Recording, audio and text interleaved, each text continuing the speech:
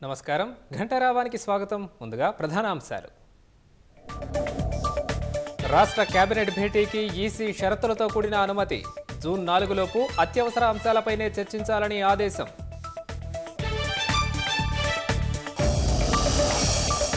పట్టభద్రుల ఎమ్మెల్సీ ఎన్నికలకు జోరుగా ప్రచారం తమ అభ్యర్థులనే గెలిపించాలంటూ పార్టీల విజ్ఞప్తి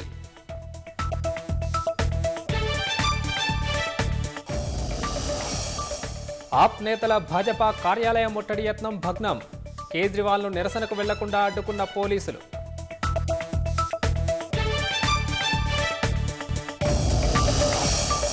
నికోబార్ దీవులను తాకిన రుతుపవనాలు ఈ నెలాఖరున కేరళకు చేరే అవకాశం